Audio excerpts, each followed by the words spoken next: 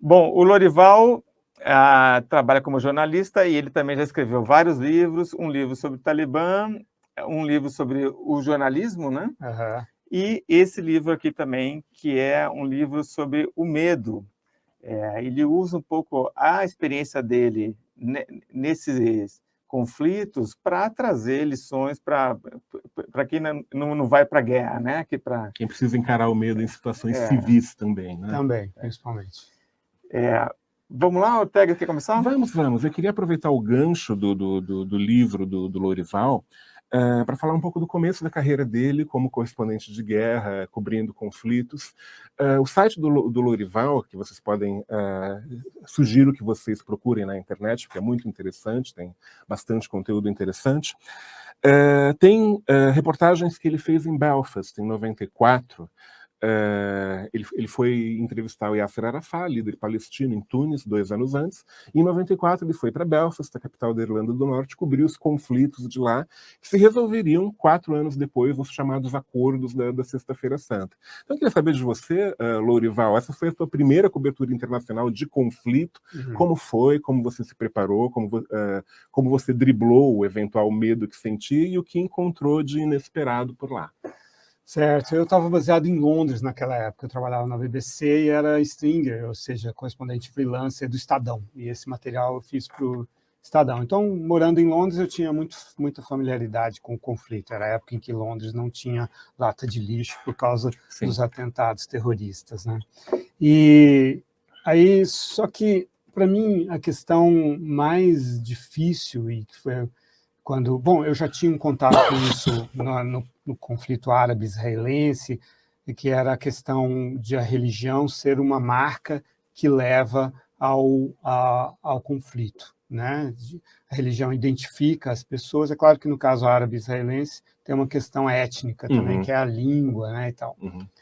Agora, o meu desafio na Irlanda do Norte era entender como 2 grupos cristãos, né, e ambos falando a mesma língua, né, com as mesmas tradições, no caso da Irlanda do Norte, da República da Irlanda, né? Poderiam se matar, né? E aí foi que eu aprendi isso, que na verdade a questão não era a religião.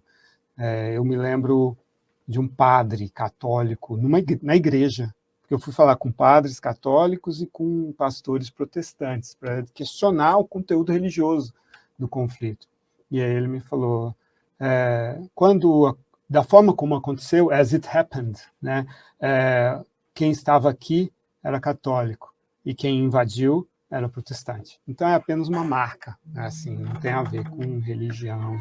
E aí essa foi uma reflexão que passou a me acompanhar muito nas minhas coberturas, que na minha geração, na nossa geração, né, as guerras foram muito guerras relacionadas com o sectarismo religioso, né, no Líbano, enfim, no mundo árabe muçulmano, na própria Europa, bom, na Geórgia, né, nos Balcãs, no Kosovo, em todos os lugares. Sempre um elemento religioso. É uma marca diferenciadora de identidade e tal, né? E aí eu passei a me interessar muito por religião, estudei muito a religião para poder ir buscar os símbolos que levavam a essas diferenciações. E você é uma pessoa religiosa? Às vezes você está no perigo lá e faz uma rezinha? Não, eu não acredito em Deus, o que é uma desvantagem enorme, né? Porque eu não acredito numa vida posterior, numa recompensa posterior, né? Mas quando você está lá com o Talibã e eles te perguntam isso, o que você responde?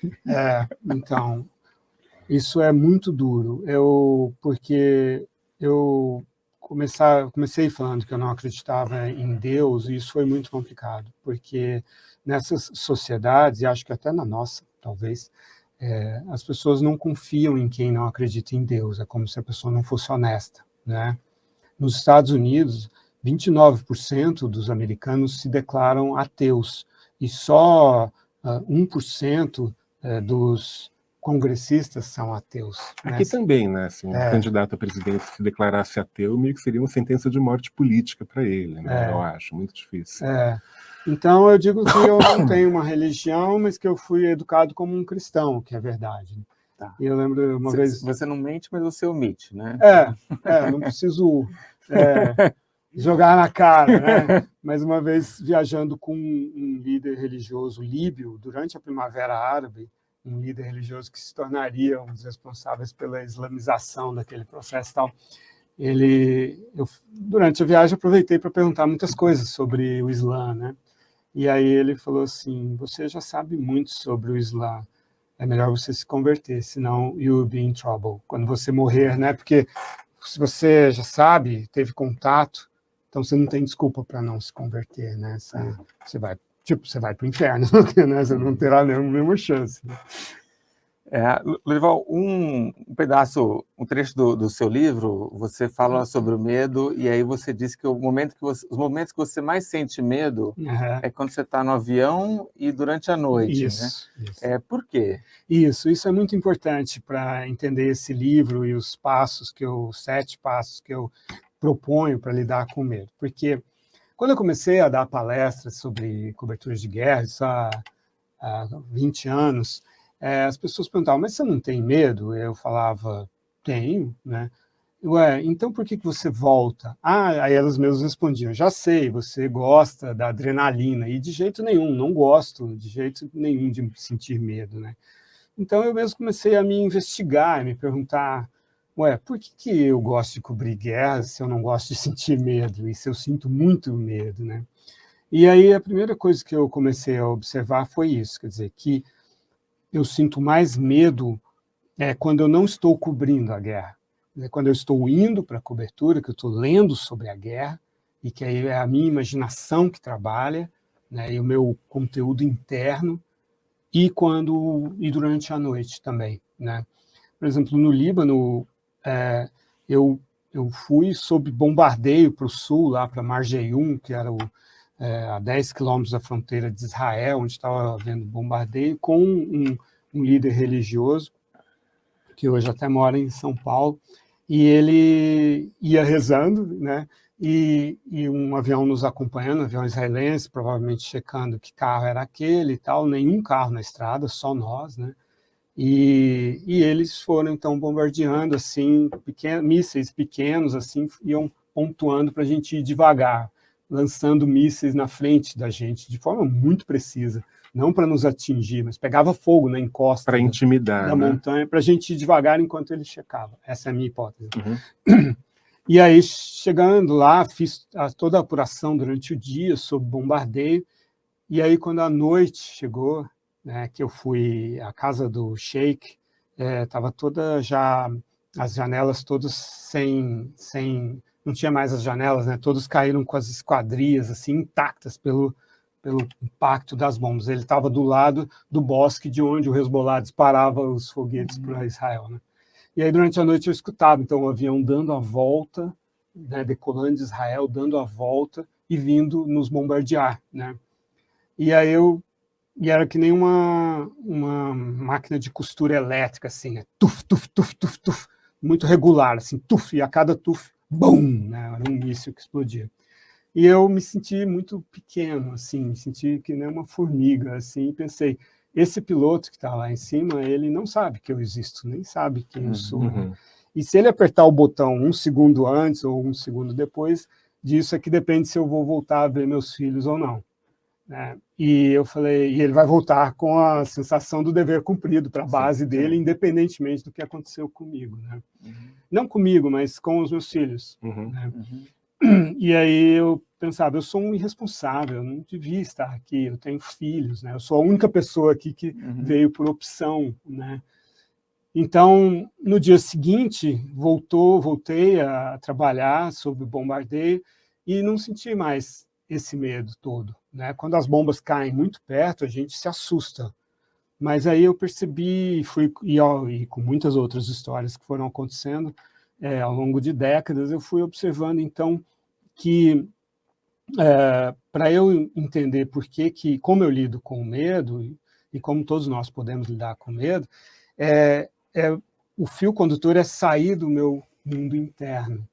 Né? Assim, e a realidade da guerra ela é tão forte e a tarefa de cobrir a guerra é tão mobilizadora que eu me esqueço de mim mesmo. Eu ia dizer isso. O trabalho, a necessidade de trabalhar, de cobrir a guerra e de reportar, faz com que você se esqueça do medo. Dos meus dramas internos, né? Então, aquela coisa da imaginação, eu digo que a imaginação é um fermento do medo, né? Porque aí você mistura com as suas fantasias, né, e tal. E outra coisa muito forte que nos tira de nós é a empatia, a compaixão, né? Se pensar no outro, se preocupar com o outro, né? Na Síria, na guerra, eu fui o único jornalista que acompanhou uma missão da ONU e pude entrar numa área onde eu já tinha entrado com funcionários do governo sírio, que ninguém tinha vindo conversar comigo. Mas eu estava com uma câmera ligada e com capacetes brancos da ONU, só 5 capacetes brancos. E aí, aquela câmera ligada, as pessoas vinham falar, me contar as histórias, né?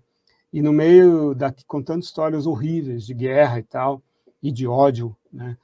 E no meio daquilo, uma mulher falou assim, espero que você volte são e salvo para o seu país, né? E aí eu percebi que na dor dela, no momento em que ela olhava para mim e pensava em mim, né, aquilo provavelmente aliviava a dor dela. E essa mesma coisa acontece comigo. Eu estou ouvindo as pessoas, eu também me esqueço da minha dor, do meu diálogo interno, né, do meu monólogo, que é sempre muito doloroso, né, que todos nós carregamos. Então eu descobri essas coisas, que a empatia e o interesse pelo outro e pelo mundo nos faz esquecer. E quando eu ainda estava, nada disso era consciente para mim, nas palestras eu comecei a responder de forma totalmente inconsciente a essa pergunta, assim, porque é uma oportunidade de eu me esquecer de mim mesmo. E aí eu pensava, eu ouvia essa resposta e pensava, pô, deve ser horrível ser eu mesmo. E de fato é. Quando eu estou muito investido em mim mesmo, dando muita importância para mim mesmo, minha vida é muito pobre e eu sofro, né? Então é uma oportunidade de me esquecer de mim mesmo. Era para isso que eu cubro guerras, para me esquecer de mim. Você teve momentos em guerras que você parou o seu trabalho para ajudar alguém que pedia ajuda, alguma coisa assim? Não, eu nem sequer no terremoto do Haiti. Talvez não tenha havido uma situação em que a minha ajuda fosse realmente crucial, só tivesse eu para ajudar, né? Sempre havia outras pessoas que podiam cumprir essa função, né? Mas muitas pessoas morreram, né, do meu lado e que poderiam ter sido eu, né? Mas eu sempre fiquei no meu papel de jornalista e com certeza isso me ajudou também a lidar com o medo, porque e aí, falando do Haiti, que não é uma guerra, mas foi uma cobertura muito impactante, corpos espalhados pelo chão quando a gente chegou lá, e eu estava...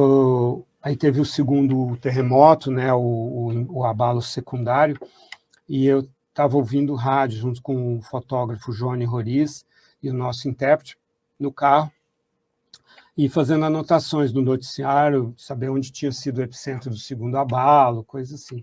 E aí terminou o noticiário e começou a tocar uma música clássica.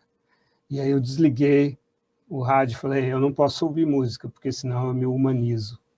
E também foi uma outra coisa que eu ouvi, eu falando, né? Eu ouvi aquela pessoa, então eu me desumanizo, né? E, de fato, quer dizer, não tem como você fazer uma cobertura dessas no seu lugar de humano, né? Você é apenas o repórter. Se você se deixa levar, você não faz a cobertura, né?